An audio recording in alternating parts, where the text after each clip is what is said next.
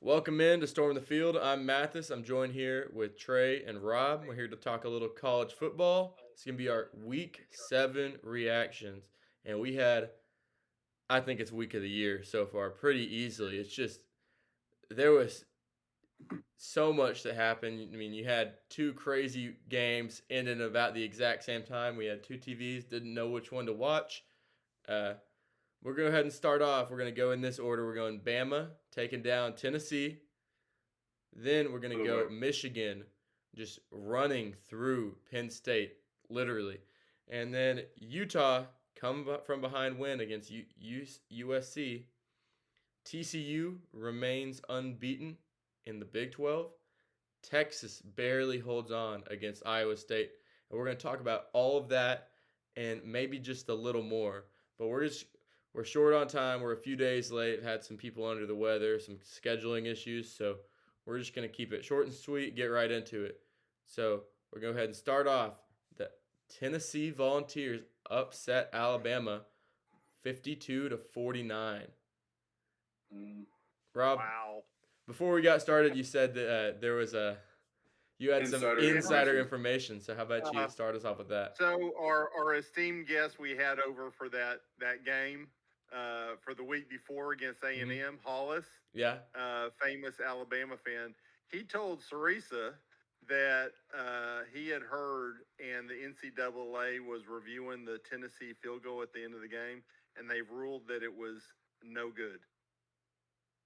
Oh, so you're a liar. Classic Bama fan. The refs cost us the game. Yeah. No, that was spoiler alert. That was my game of the day. That was so exciting. That from Oh my start to gosh. I can't disagree. Yeah, that was. You know, the only time I thought it would potentially might not be a game was in the first quarter when I think Tennessee had a 3-touchdown-to-1 lead. But Tennessee, I mean, Alabama, got close.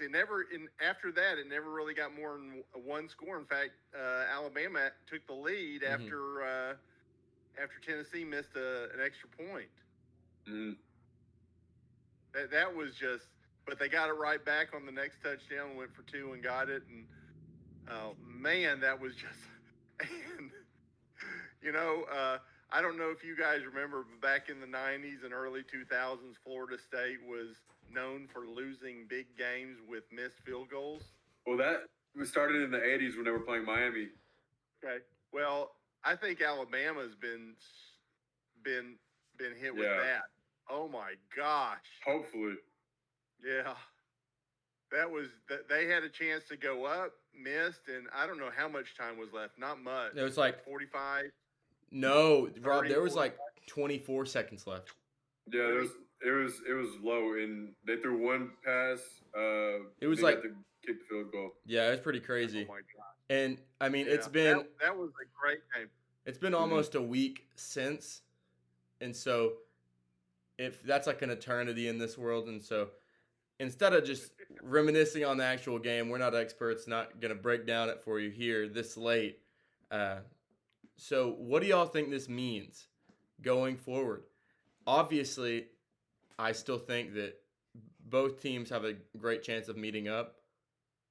Tennessee, their biggest issue here is if I had to pick today, I would still say Alabama might be slightly more likely to make the SEC championship just because of the way the divisions work. Because it doesn't matter if Tennessee won this. If they lose to Georgia, Georgia has the head-to-head and Georgia goes.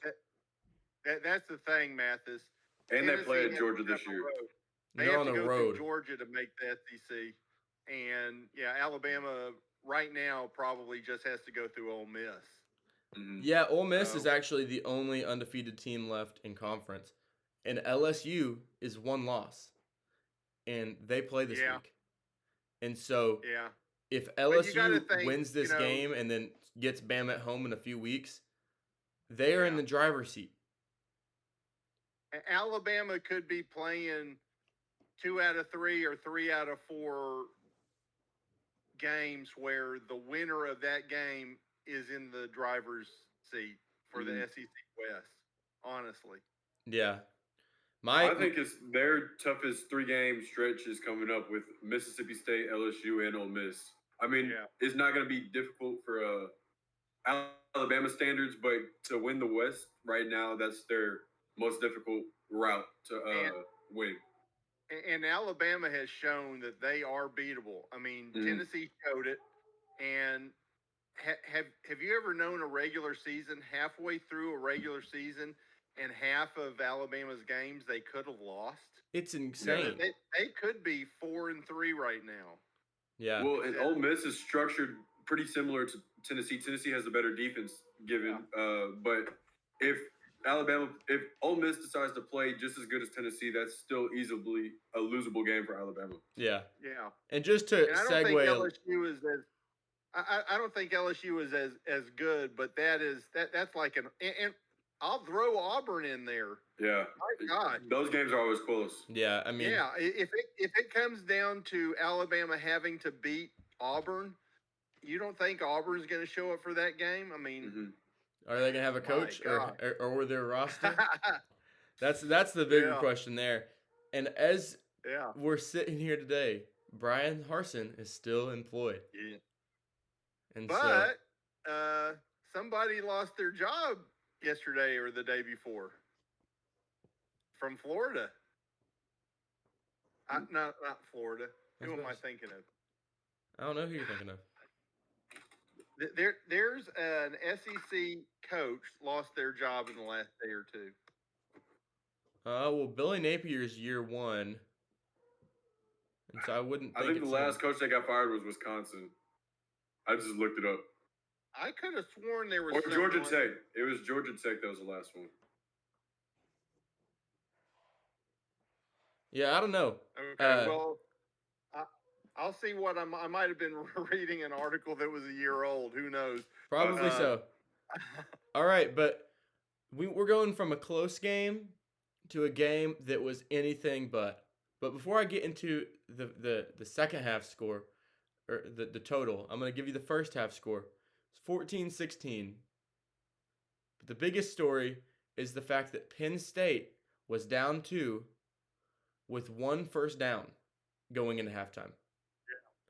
Yeah. And I can't remember where I heard this, but I heard that someone said Penn State sitting in the water and they're happy because it's warm. Little did they know that water's heating up and they're getting cooked before they know it. They just got like a toad in boiling water. Yeah. Yeah. It was one of the announcers on the game, I think. I can't remember. I could have swore I heard it somewhere as like either JD cover 3 or Michigan dominated that first half, and Penn State got real lucky. I think they had a pick 6 or a fumble or something. Yeah. And they had 1 first down, 1 offensive touchdown, a defensive, and it's like Michigan dominated that game and was either tied or, like you said, I think they were down 14-13 at the time and came back and kicked a field goal. But Michigan State, what they did was sustainable. Michigan, sorry. Exactly. The final score reflected how dominant. I don't know. Michigan I think that was just not a very interesting game. I mean, it was interesting in the first half because Penn State was fortunate to be in it, like keeping it close. Yeah, but that game turned out to be anything but. And if we're gonna segue a little bit to Penn State, I mean, they've kind of gotten to a habit of losing these big road games. I mean, you had Auburn at the beginning of the season. We talked about that, how that he was like about 500 on the road. Auburn's not a good football team. And so that win's looking worse and worse by the day. And so you can say, hey, it's an off day, and I might believe you. You might be able to convince me that through the way you play for a while. But from what I've seen so far, it seems like this might be the rule when it comes to James Franklin and not the exception of just losing the big games that you're supposed the 50-50 games that you could have a shot in. And Trey, what were you going to say? I didn't mean to cut you off.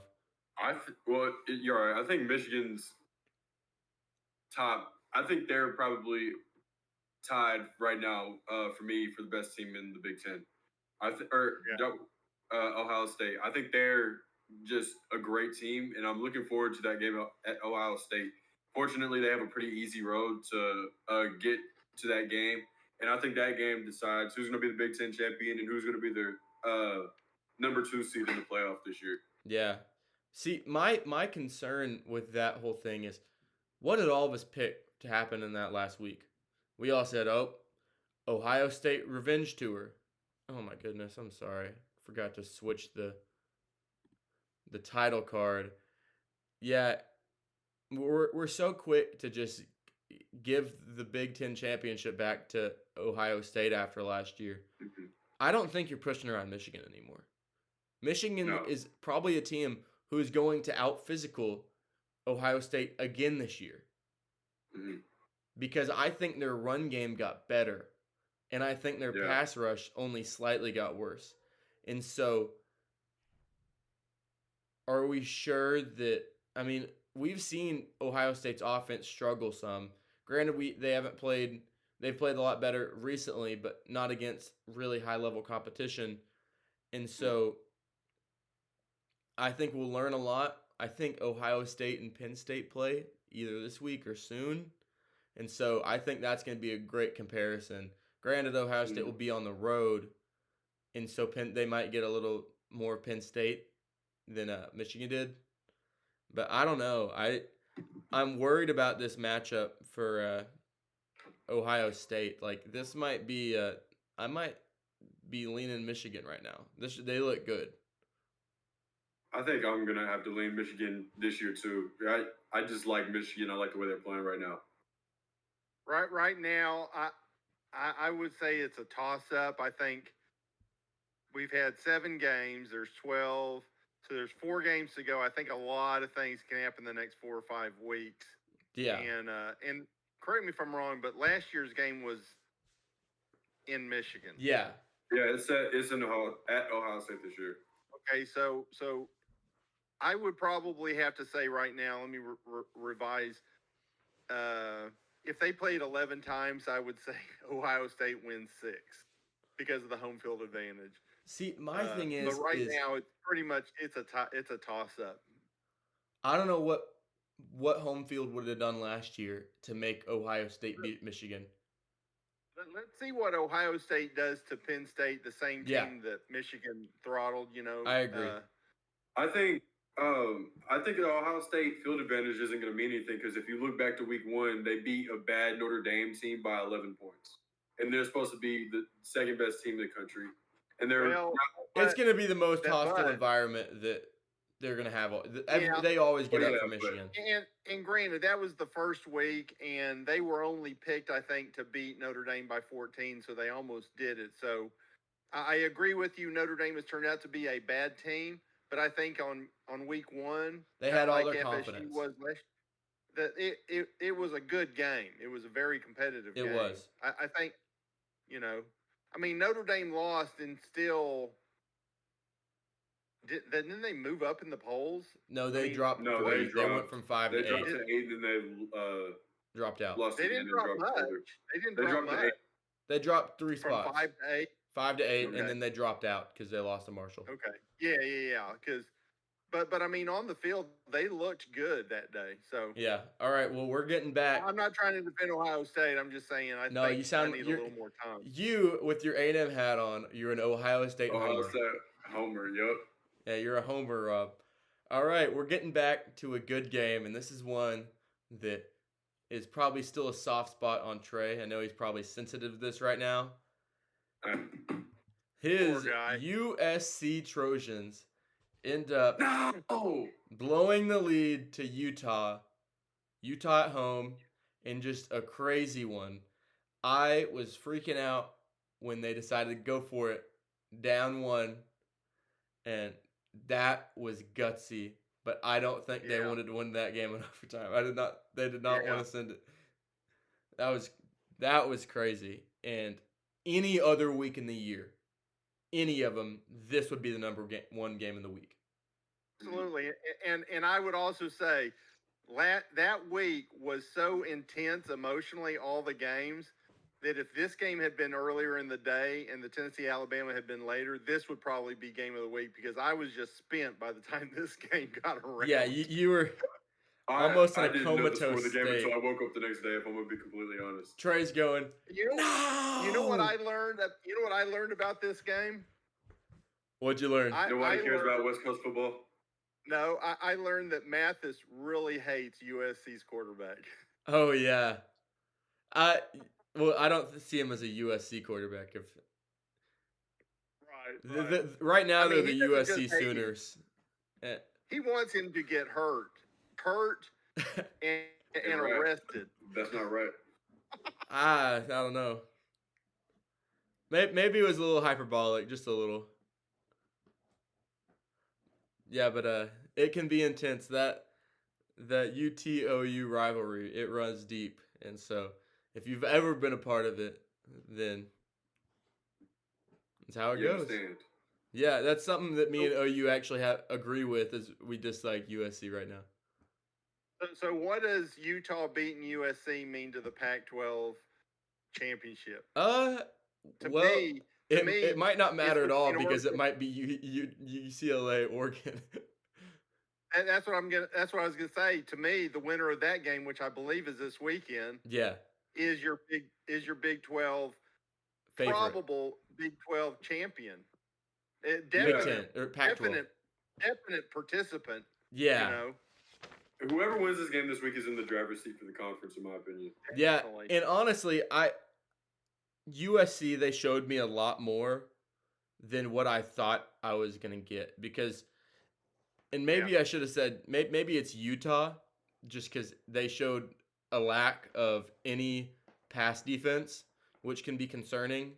But the good thing for Utah is you're not playing a team that can throw the ball around like USC.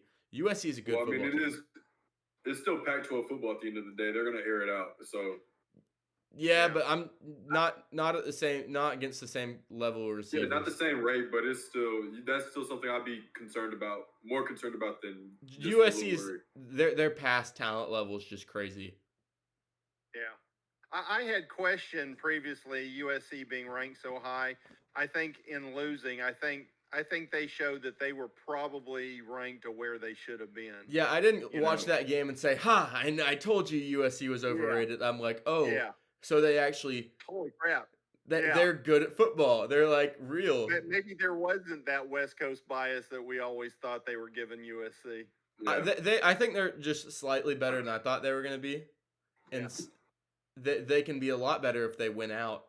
But I said 9-3. If they end up 10-2, then crucify me for that one extra loss I gave them, I guess. But I think they're better than I expected, regardless.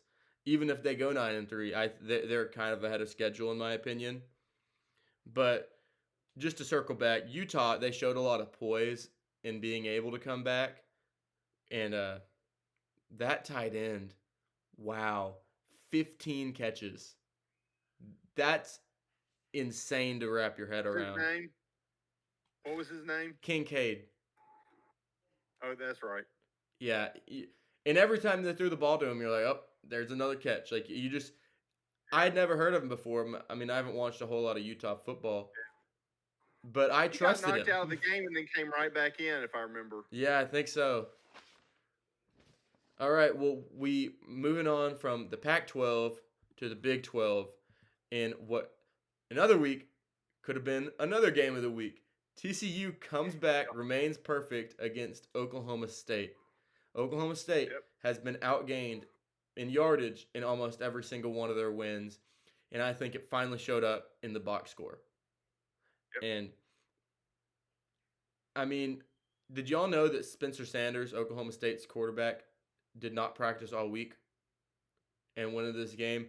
And it showed based off his completion percentage, just didn't do very great. They weren't really able to move the ball well in the second half. And so I think that definitely contributed to TCU's spark being able to come back. But you got to credit TCU for actually being able to go out and capitalize on that. Yeah. And so I thought it was really impressive because they hung in there the entire time. I mean, they it was a little out of reach there, and they were just coming. And that game slowly. went into overtime. Yeah. There were two games simultaneously that went to overtime. This was one, and what was the other one? Tennessee and Alabama. That was the other game. We were thinking that was going to go into overtime. We were thinking that. I could have sworn. No, that game was finishing. And the other one. Those two games were on simultaneously. So in the time, TCU's game ended. Games. TCU's game ended, and Alabama, Tennessee had like 3 minutes left. And TCU's overtime was double overtime, finished before. Yeah. Now, let me throw an interesting. This is an anecdote, but Kyle had a bet on this game. The TCU quarterback, he had a parlay bet of him throwing 2 touchdown passes. With 2 minutes to go in the game, he had none. He got one to tie it up, and then he got one in the first overtime, and he won. That's awesome. Wow. Yeah, this is another one Trey was probably a little frustrated about. We do our pick 'em, and he was the only one to pick Oklahoma State. And so this game was happening, and I had Alabama over Tennessee. And so TCU's overtime was over, and then I look over, and we're gearing up for the Bama field goal attempt, and he misses it.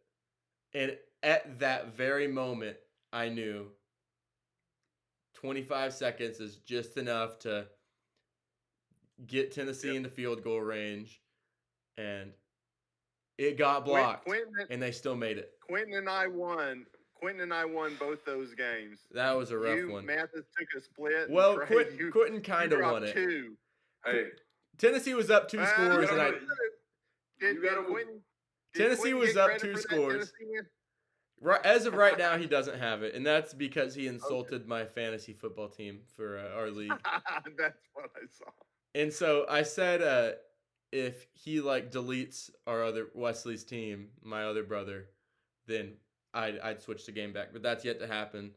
So as it stands right now, Quentin ended up getting 3rd this week. I was 2nd, and he really only had me by the tiebreaker, which was a blocked field goal that made it by about that much. So I was a little salty about that game, but you can only be so salty when something so crazy happens like that.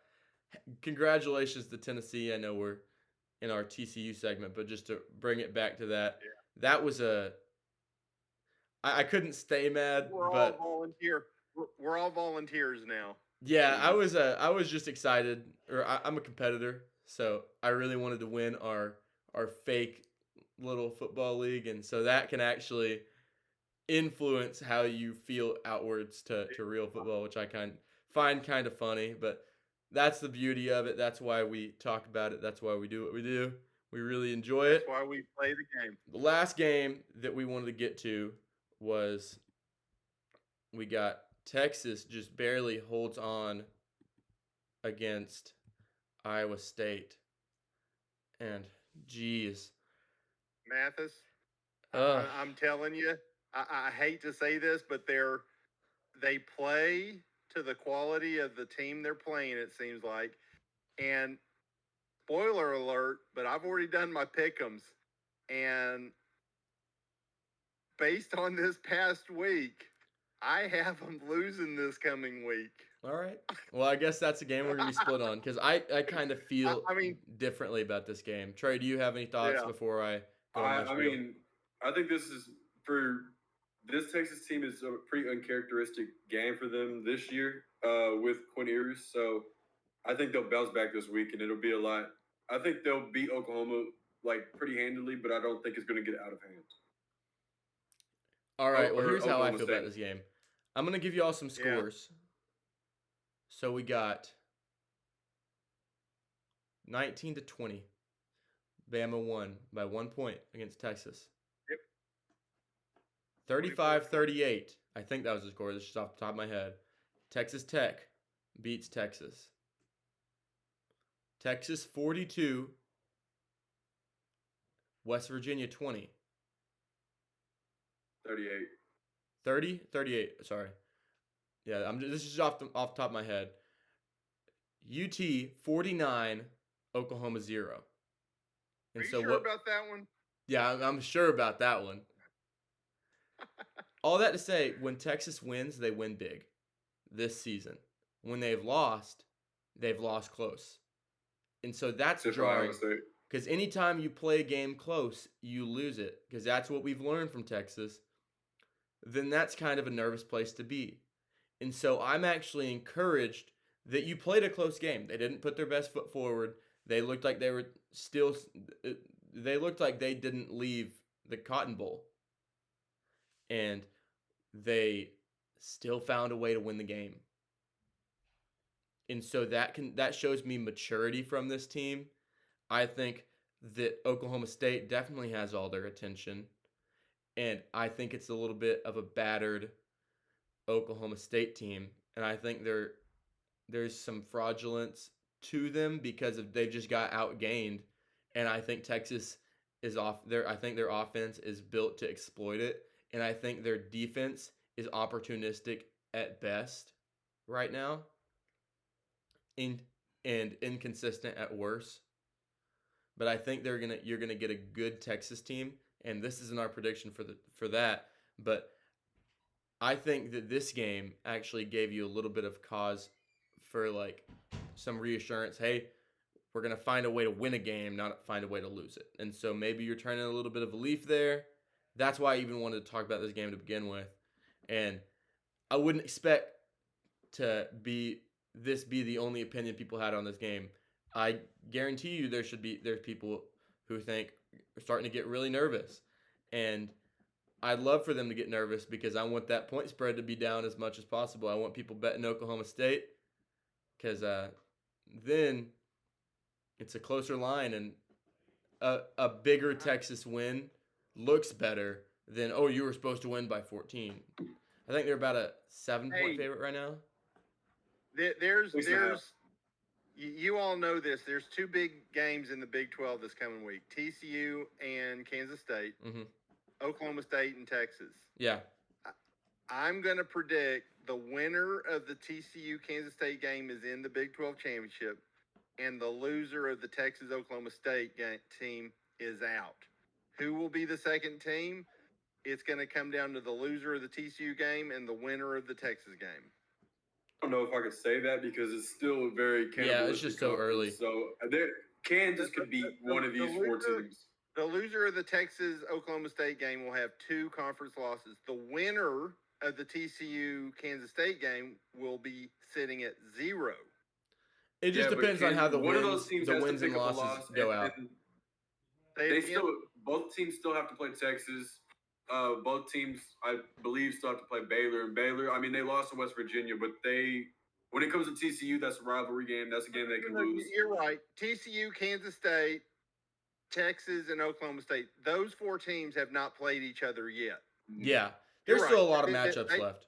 There's 3, but after this week, there's going to be one of those 3 games are gone. So you're right. There's 2 games left, but one team will be 2 games back. Yeah. All right, well, we're going to get into our next segment. This one is going to be called Overrated, Underrated.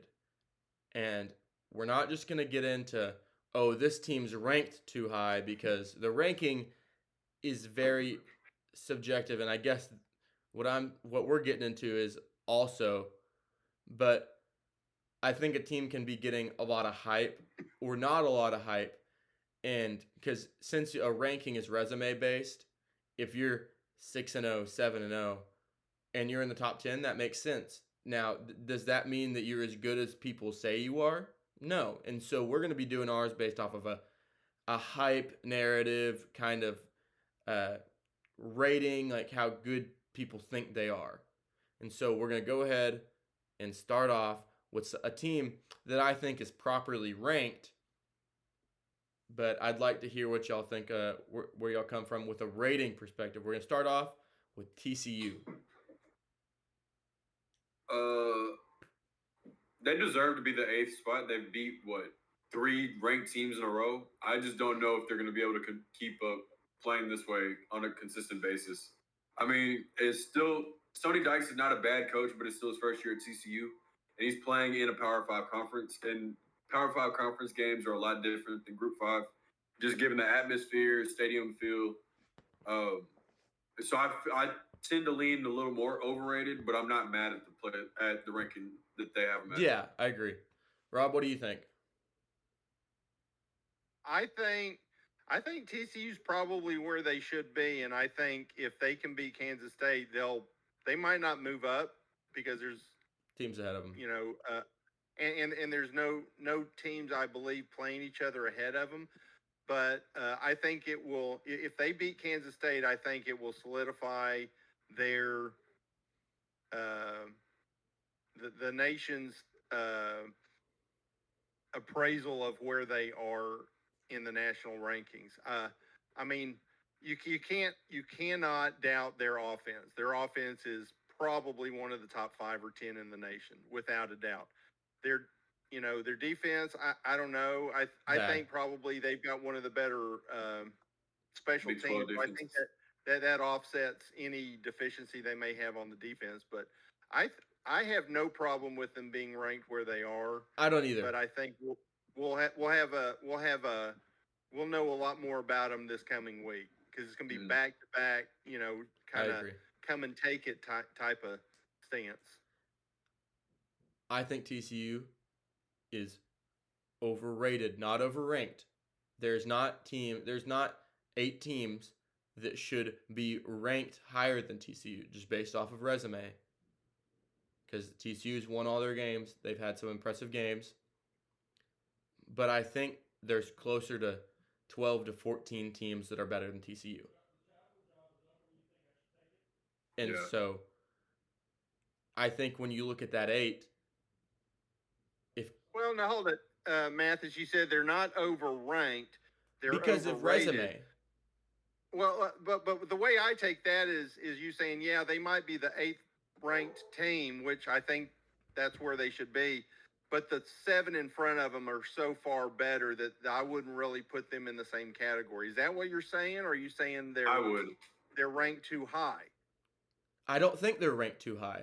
But I think there's teams behind them. And there's a separation between them and, that's not what I'm saying either. I'm saying I think there's a big separation between. Well, I agree. And TCU. I agree, but that's not what I'm saying. So TCU is ranked 8th. Behind them is UCLA, Oregon. Oregon has 1 loss. Oklahoma State has 1 loss. USC has 1 loss. Wake Forest has 1 loss. I think maybe all of those teams, if they played tomorrow on a neutral field, would beat TCU. Now, those teams have 1 loss, so they shouldn't be a ranked header higher than TCU. But I think those teams are a higher quality football team than TCU. Strictly, not saying TCU doesn't have a great offense, but that defense does concern me.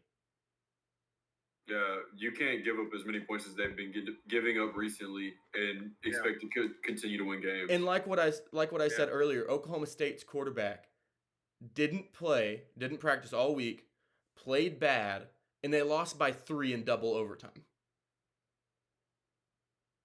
And so, if they have a healthy quarterback and they played on a neutral field, is that a replicatable win? I think you can play the game. Kansas, their quarterback got hurt in the first half, and they won by a touchdown. Oklahoma's quarterback got hurt, and I mean they got blown out. But Oklahoma didn't turn out to be the team that we thought they were at all. And so, how much do we value that win? How much do we value Texas beating OU?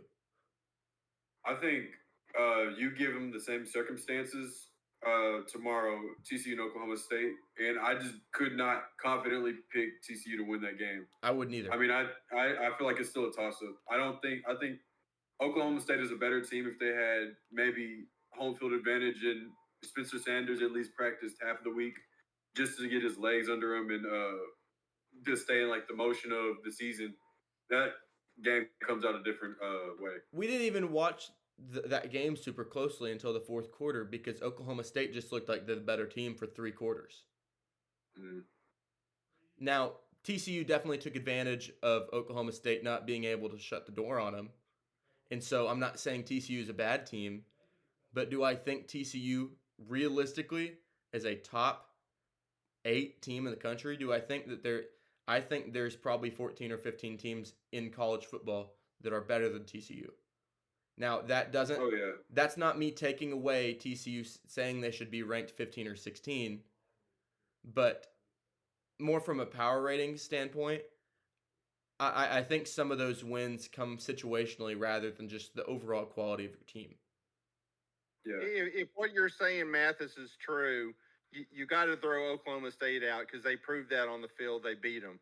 But the 3 teams ranked right below them all are Pac-12 teams, which is kind of ironic: UCLA, Oregon, USC. And who would you take in those games? I guarantee you, if you watch that, I'd go straight Pac-12 on that. Me too. I'd take USC, Utah, and UCLA. Rob, and I disagree. Probably lean that way myself. I disagree with you saying that Oklahoma State wouldn't be favored or couldn't beat TCU because it got proved on the field. But I'm saying TCU's done what they need to do, and they proved. It didn't prove it to me that they were the better team. If that's what you're saying, they didn't. I know, but in the same vein, you could not convince me that Alabama should be ranked higher than Tennessee. They shouldn't be ranked higher, but it's not a ranking. It's not a ranking. Right. But who would I take? Who would I pick tomorrow? I'd pick Alabama over Tennessee again. Yeah. I'm not so sure I would.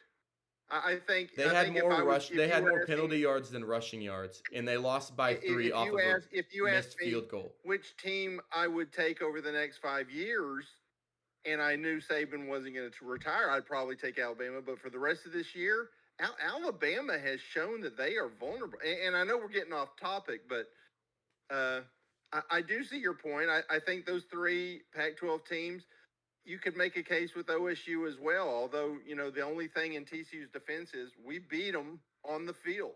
Okay. Yeah, I'm not saying that Oklahoma State should be over them. We're not talking about long term or anything. But we're not talking about this year.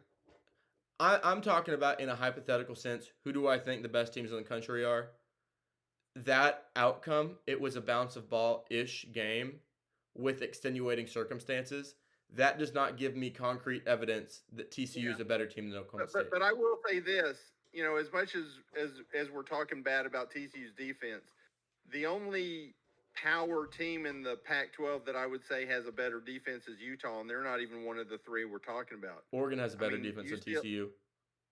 Oregon might, but USC, UCLA, I don't see a problem. I don't see an issue with TCU putting up as many points on them as they've done anybody. Yeah, but the issue is USC is going to put up just as many points or more because of just how good their offense is. And also, you have to look from a purely talent standpoint. USC has more talent. That doesn't mean they're a better team. I know, but they have more horses. Look at A&M. Oh, trust me, we've looked a little too much at A&M. Yeah, I don't know. I kind of look at this of who I'd pick. There's more than 7 teams that I'd pick over TCU tomorrow. That's kind of the basis, but we spent a while talking about TCU. We're getting on to our second team, kind of what I think is on the other side of the coin. We got the Purdue Boilermakers with 2 losses, one week 0. Was it week? I think it was a week 1 loss against Penn State. It was week 1. And then they lost to Syracuse in what we thought was one of the games of the week, a crazy game. And Syracuse is a good football team. They really are. And I hope they make a game out of the Clemson one. But I agree. I think Purdue is, I guess you could call them the 26th ranked team. But I think they're a team that would give most anybody a tough go at it. Mm-hmm. They are a scary team. Yeah, I mean, you look at NC State, they shared a loss. They both have lost to Syracuse. Who made a more competitive game? Purdue, who dominated the game for most of the game. And they had an early loss. it came down to the last play, if I remember right. And NC State arguably should have lost to Florida State. Was it 2 weeks ago? I don't know. I think they killed them. No, they actually won by I know. they Coaching completely decision. sold there. So I mean, yeah, I think Purdue's completely underrepresented. They don't get near enough talk. I think that I didn't think they were going to be as much of a contender just because in the West, just because of their lack of a run game, but it clearly hasn't bothered them much because even when they've lost, it hasn't been because they're just getting dominated on the ground and are one-dimensional. That's not why they're losing games. They're losing games because some fluky stuff has happened and maybe time of possession issues, maybe clock mismanagement by the coach. But it has not been because of a lack of what they can do offensively. They've scored enough points to win those games. I mean, we're maybe a drive and a half, maybe some flags away from looking at Purdue as undefeated. And I'm not saying they should be undefeated, but they're they're a good team, and I think they're underrated. Purdue has only lost one game, like you said, to Syracuse in the Big Ten. I mean, they control their destiny. They can easily represent the West. Yeah, and they can run the table for the rest of the year. Well, don't they play Michigan? No, they missed out on them, don't they? They have the worst schedule. I think they have the easiest schedule in the Big Ten. That would maybe be my new favorite to go because Minnesota's struggling, and they have some. There's some games behind. Wisconsin's not really there. Iowa's beatable. So I mean, all they have to do is beat Illinois, in my opinion. Yeah, this is either Illinois or Purdue's division to lose. I think that division race might come down to that game actually, and so I'm really excited for whenever that one's coming up. Is it this week, Trey? Wisconsin and Purdue play this week. Okay, yeah, I mean that's a big one too. I think Wisconsin's trying to get back on track without their coach. They had a disappointing loss last week. Yeah. Moving on to the SEC.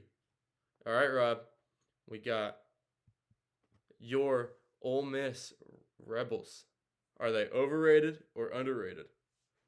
Well, I'm going to say I hope they're not overrated. I hope they're as good or better than they made out to be because I would love to see them in the SEC championship and knocking out Alabama.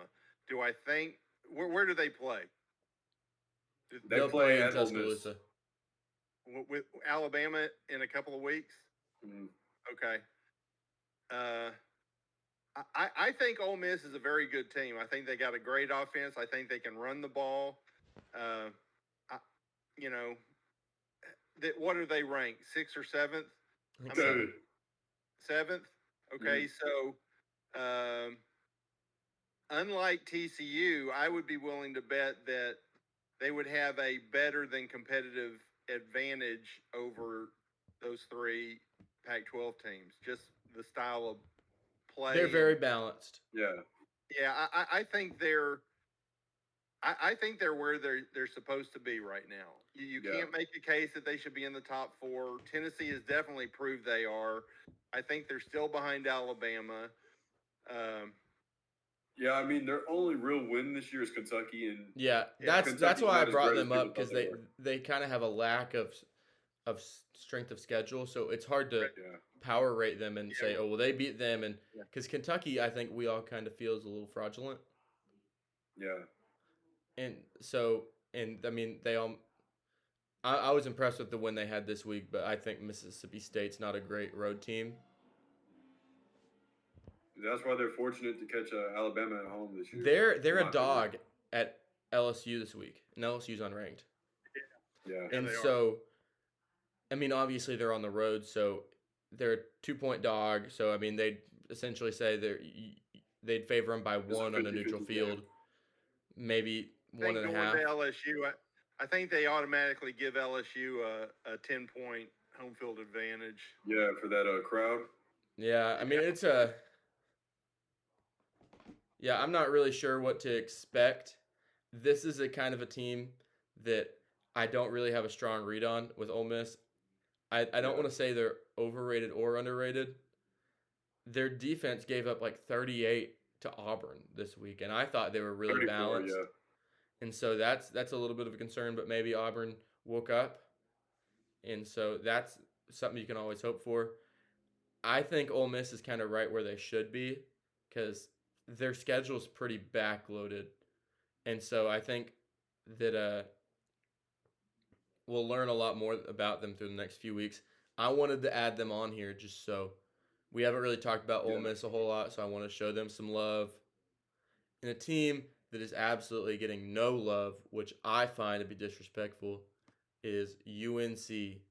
And sure, they've lost close, or they've won close games. They've only lost one game. Yeah, I know, I meant win, but they've won close games, and you're thinking to yourself, geez, I don't know, their defense is rocky, and they're winning these games close, and if I win by 3 points once, you can say, okay, well, that's kind of fluky. If I win by 3 points to a touchdown, one score game, but I win 7 of them, then that creates a pattern. Kind of like what we saw with Nebraska last year, who played everyone close, but lost almost every single game that was close. Kind of like what I said with Texas earlier. North Carolina has found a way to win these games, and they're 6-1, and I think they're kind of. I mean, they're behind Texas, who's a 2-loss team, and I mean, coming from a UT fan, that's. But I'll advocate that I think North Carolina should be ranked higher than Texas. Now, from a rating perspective, I think they might be. I think they both should be a little higher, but I think North Carolina is about 10 spots below in terms of like how good I think they are, and where they should be ranked. I don't know. Based off I resume. think that's too much of a reach. I would probably not move them up any higher than 5. I mean, their losses to Notre Dame at home, or was that a neutral site? Oh, that was a home game. That was a home game. And Duke is a better team than we thought. Who knows what Miami is? And you're right, they beat them both by a field goal, but they killed Virginia Tech. The other games, 2 very close ones, and that Florida Atlantic, it was a 30-point game, but they let them score 24 on them. I mean, they win, but they're not dominating. I just wouldn't put them up there with Utah. I think they're definitely worse than Utah, and Utah I think is 15 right now. So that would be a 5 to 7 point movement upward. That would be the most. I wouldn't put them any higher than Utah. Maybe just a little bit below. I think they're good enough that they should be in that top 15 range. And this might not be a question you have, Rob, just because I know you're pretty confident in what you believe in. But if I'm looking at TCU and I'm looking at UNC, are you positive that you would take TCU in that game? No, but let me ask you this. And they're that many spots behind. I think those teams should be a lot closer. If you think they're top 15, then tell me which team drops out. I mean, it's not about dropping out, but they're better. I'd have them rated higher than Kentucky. I think they're a better team than Kentucky. I think they're probably a better team than Penn State. They're a better team than Syracuse. I'm not arguing for ranking though. I'm doing it based off of how good the team is. And so personally, I don't care that Syracuse is 6-0. I think that UNC is a better team. See, I don't know. I think Syracuse's wins have come against tougher teams. I don't think they can put points on the board like UNC. UNC has one of the best quarterbacks in the nation. They give it up almost as much as they score. And I think that UNC has a weakness, which is their defense, that I'm not sure that Syracuse can capitalize on. Sounds to me like you've got a little Texas bias by the name of Mac Brown going on. Yeah, the coach who I never actually watched or remember. I have a bias towards him. Yeah, that's what it is for sure. No, but I mean, are you gonna tell me that they're a better team than Cincinnati, who's barely beating G5 opponents? I think they are better than Cincinnati, and Cincinnati's not ranked higher than them, are they? No, I mean, but if you look at it, if you want to do the rank, Cincinnati's ranked higher than North Carolina. yeah, they are. They are. Yeah, by one spot. Yeah, well, and if you want to play the right. ranking game, Kentucky, they shouldn't be ranked higher than UNC. Penn State just got blown out by a team. Granted, it's better than Notre Dame, but they looked a lot worse. Utah is a 2-loss team. Right.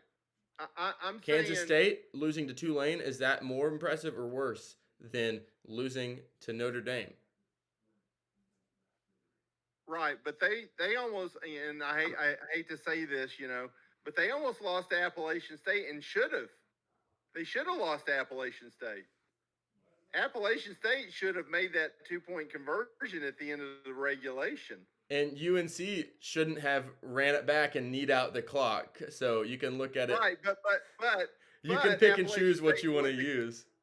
Appalachian State would have kicked it deep. They wouldn't have kicked an onside, an onside attempt. No, I mean, are we going to look at what has happened or what should happen? If they played again, I think UNC wins again. Right. I'm not going to doubt. I'm not going to say that they shouldn't be 16th or between 22 and 16, but I just don't see a team ahead of them that I would take out, because you would have to do that. When I did this, it looked to me like they were 25. Making them top the top 15. 50. I thought they were 25. I still think 22 is too low, but when I was looking at it, I thought, well, this team should be easily like top 16 at least, top 20, and they were I think slightly higher than I thought they were. Illinois is overranked. Who? Illinois. I think Kansas State, they've got a pretty high-powered offense. I'm not upset with where they are. Penn State, are they going to falter like they did last year and be posers? Maybe. We are going kind of long. Yeah. We need to get to game of the week. This one's going to be pretty short, though. Okay. Rob, you're right. Every time I say we want to get out of here quick, it goes long. Game of the week.